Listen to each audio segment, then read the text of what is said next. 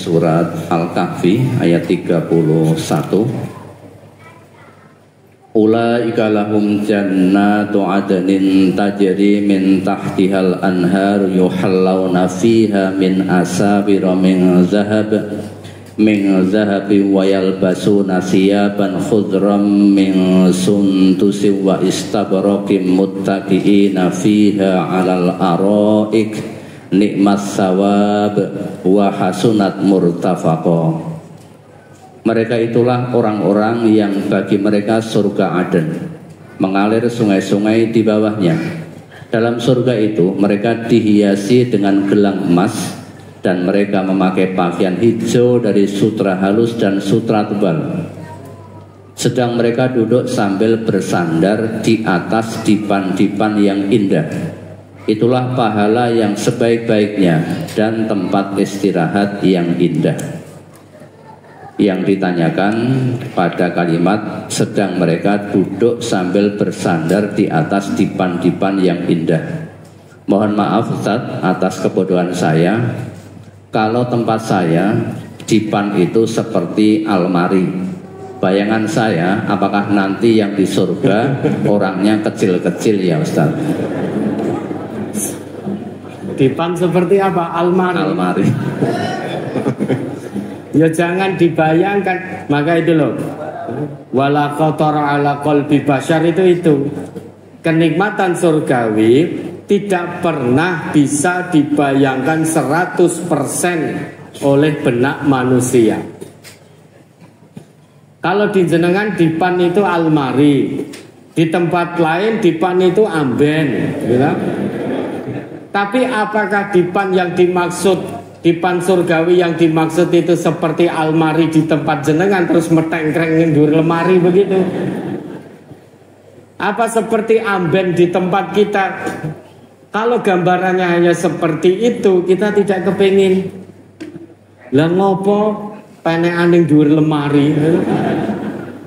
Kita nggak akan kepingin.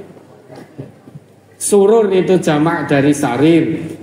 Nah ini loh membuktikan keterbatasan bahasa di dunia untuk menerjemahkan 100% sama dengan apa yang dimaksud oleh bahasa Al-Quran.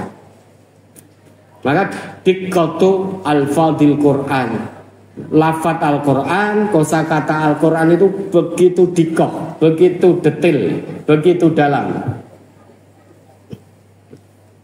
Jadi dipan yang dimaksud itu kalau kita ingin punya gambaran, Bapak Ibu pernah melihat singgasana raja, tempat beristirahatnya atau santainya seorang raja?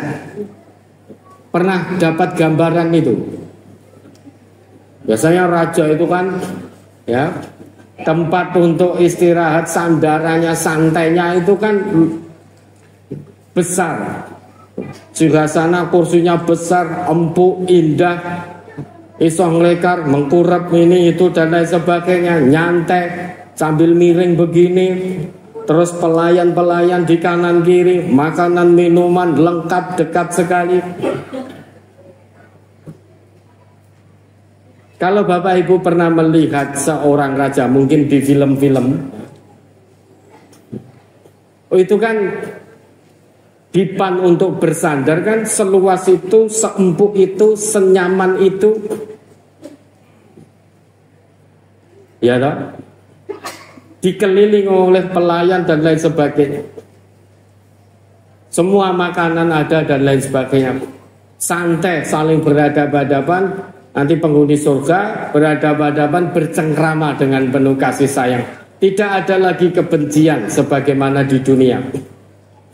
Ketika di dunia orang itu untuk ketemu hadap-hadapan muka itu kadang tidak mau karena hatinya tidak bertemu, lagi musuhan.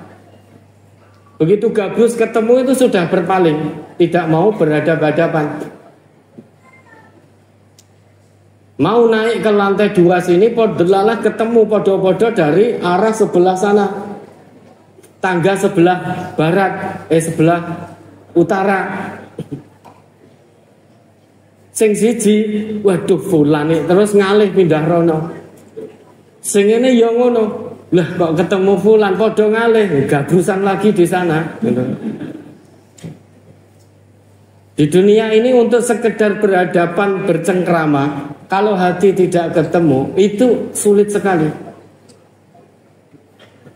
Tapi semua itu tidak berlaku bagi penghuni surga. Karena di surga sudah tidak ada lagi kedengkian. Maka mereka penghuni surga bertelekan, ya, santai, ya, nyantai di atas dipan-dipan tahta-tahta yang tinggi. Tahta-tahta yang tinggi, yang empuk, luas, bisa untuk bersandar, bisa untuk berbaring. Sebagaimana kalau gambaran di dunia itu puncaknya itu ya singgasana raja. Singgasana raja itu puncak gambaran semaksimalnya di dunia.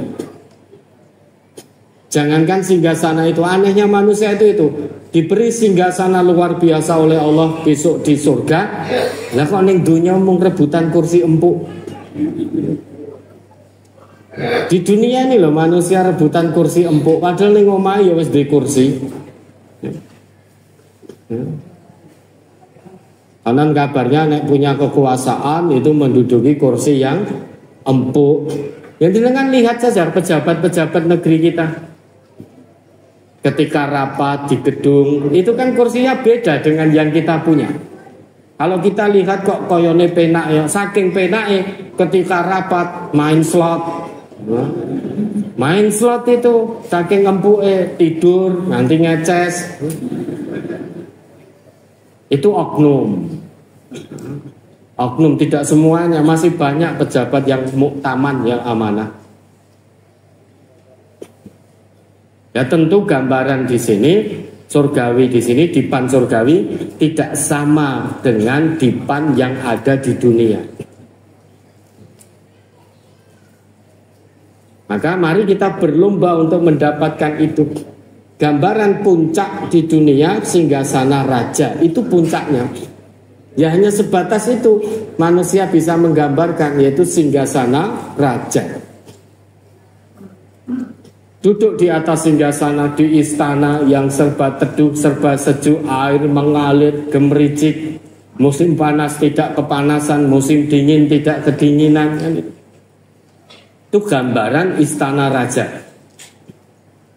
Maka orang banyak berebut untuk duduk di istana raja karena melihat dari dohirnya, dari luar saja. Ketoke neng istana raja itu enak, nyaman, teduh, ini itu dan lain sebagainya, nikmat sekali. Karena hanya melihat dari luar.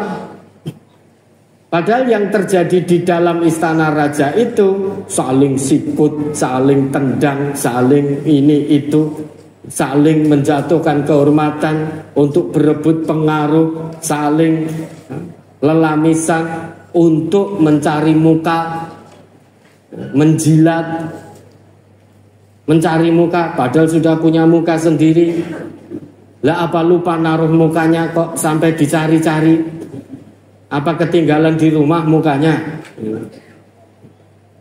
Yang terjadi di dalam istana raja begitu sejak dulu itu. Bahkan ada rebutan kekuasaan, sama-sama satu nasab, rebutan sama-sama putra mahkota. Ini kerajaan dulu itu saling sikut, saling ini itu dan lain sebagainya. Saling berebut pengaruh untuk mendapatkan kekuasaan di istana raja itu dengan menghalalkan segala cara.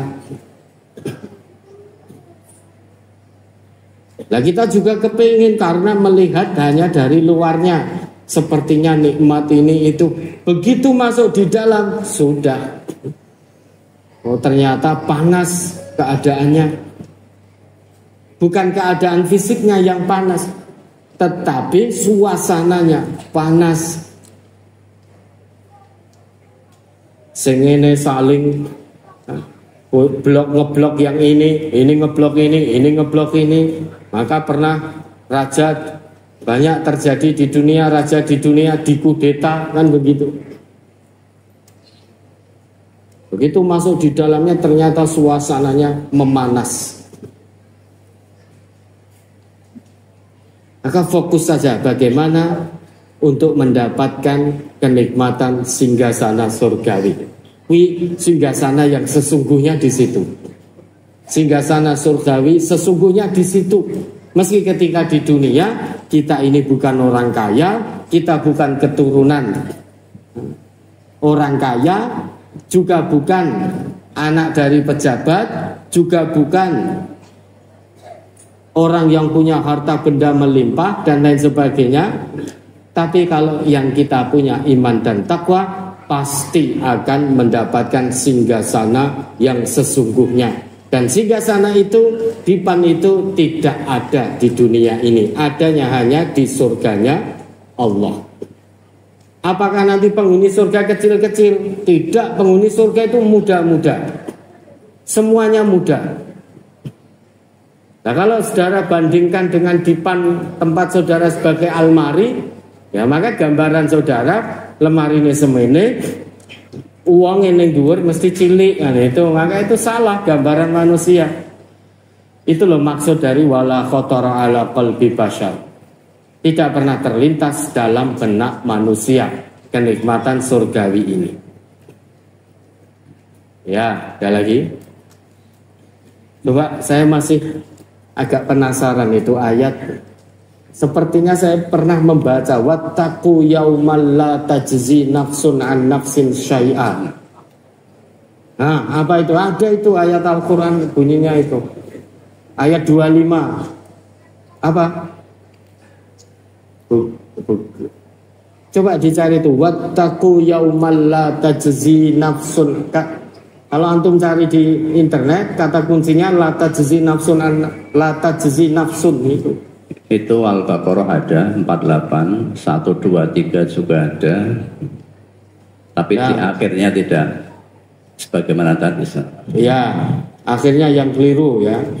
Ini akhirnya wattaqu yaumal la tajzi nafsun an nafsin syai'a wa la yuqbalu minha adlu wa la tanfa'u syafa'ah wa lahum yunsarun ya. Al-Baqarah ayat 48. Ya.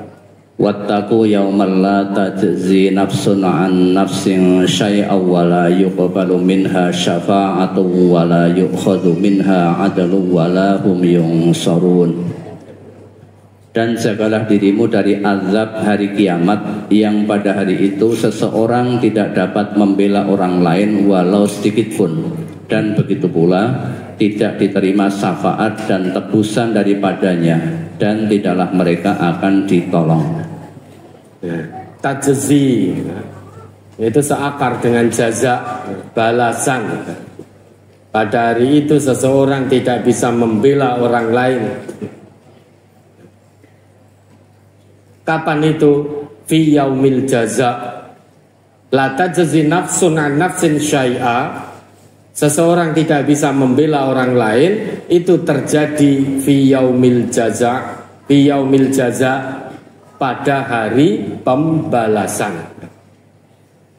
Ya sudah, nanti detailnya. Perbedaan al-farqu baina yaumiddin wa yaumil jaza, insyaallah akan kita jelaskan nanti di Ahad mendatang.